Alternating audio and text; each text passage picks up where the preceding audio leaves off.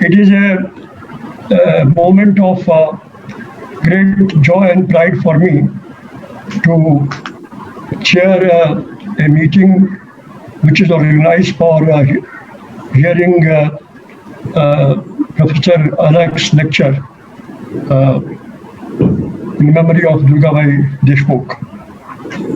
This is an occasion to which I was looking forward to because apart from the various facets of his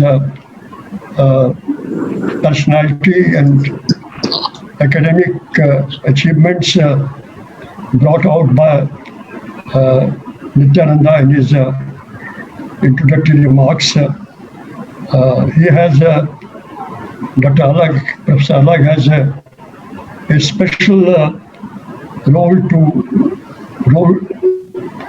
had played a special role in shaping my own career. I owe my academic life very much to his kindness and consideration. As a Vice Chancellor, he allowed me to continue teaching till I reached the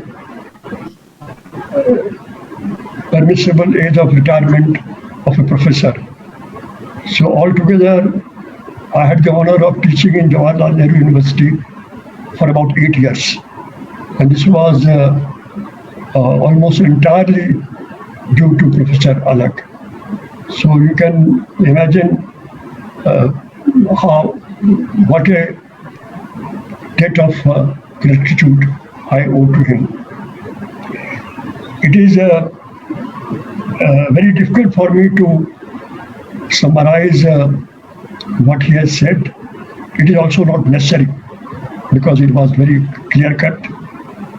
But a few of the takeaways from his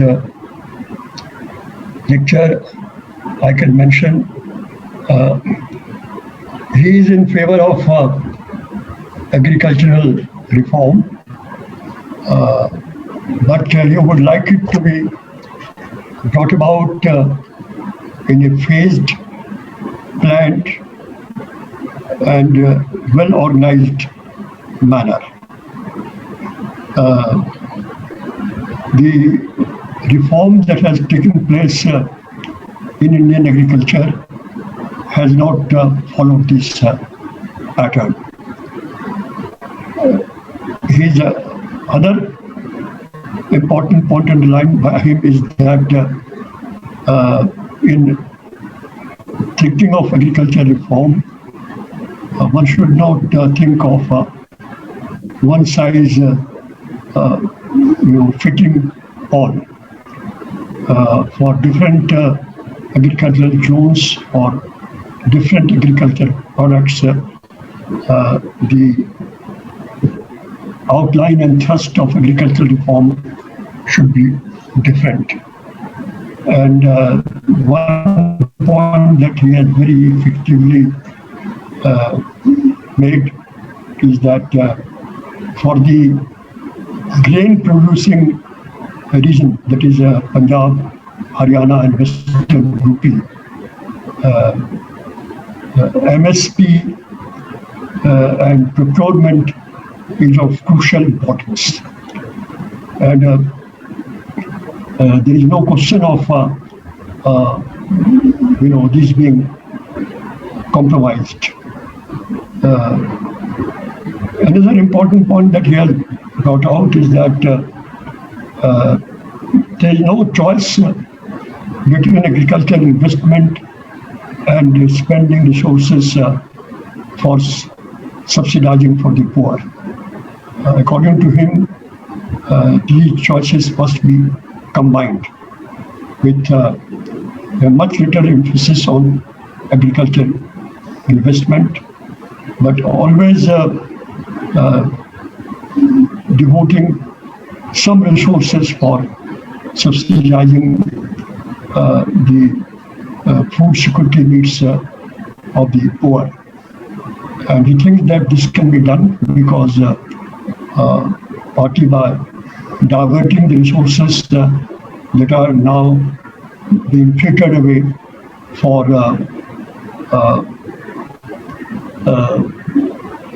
basically providing resources to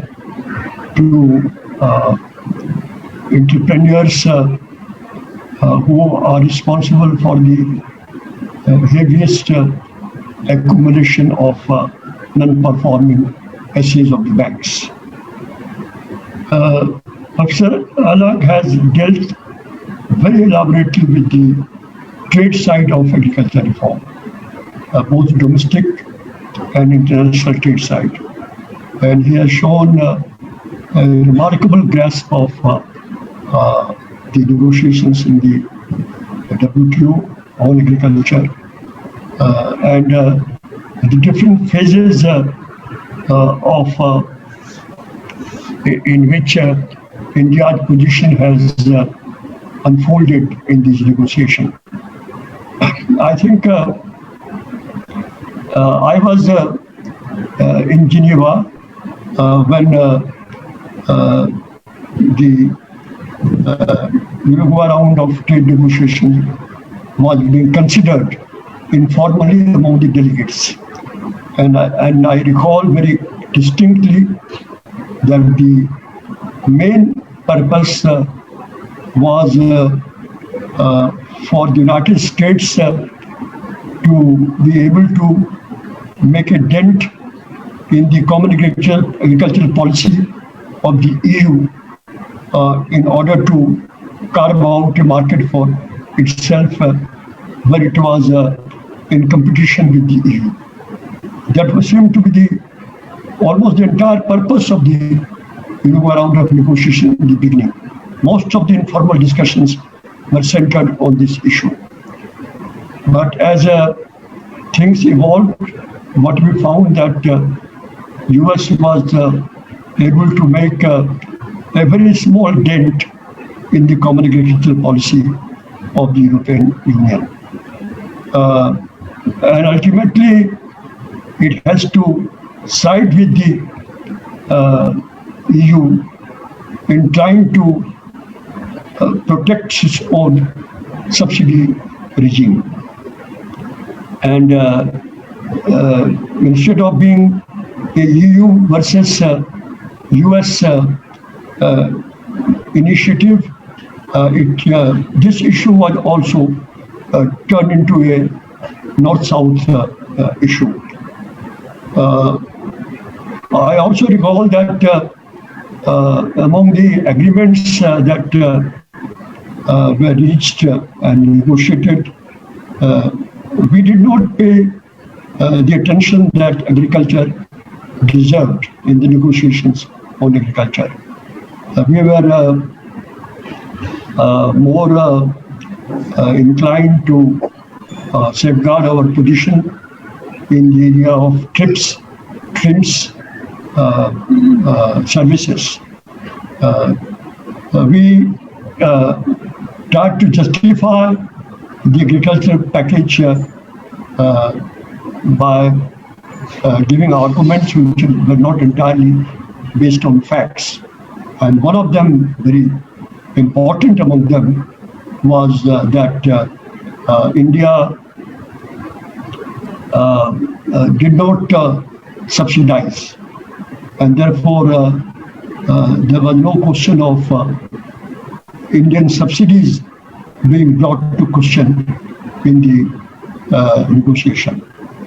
But very soon we realized that it was a false assumption, and now we are being put under tremendous pressure by the major developed countries on account of our subsidization policy. And the most important among them are the subsidies for the poor farmers, for protecting livelihood. I think these aspects, were not seen through at that stage of the negotiation, and which has gradually emerged, and which we are grappling with today.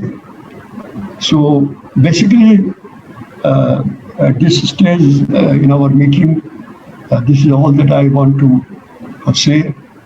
I would join Professor Alag in taking advantage of this occasion to pay tribute to the memory of Professor Tajammul Haq, one of our most eminent agriculture economists that we had. And as Professor Alag has said, one who empathized with the underbelly of Indian agriculture.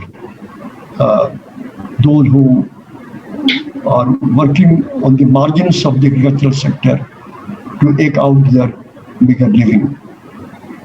He stood for them, he fought for them, and it is therefore natural to remember him on this occasion. With these words, I would like once again to say how much elated I am to have Professor Alag with us this evening, and express my deep gratitude to him for accepting our invitation to deliver the lecture at a very short notice, and preparing the speech and delivering it, the text, within 3-4 days after that. I mean, that is the real mark of a academic and scholar.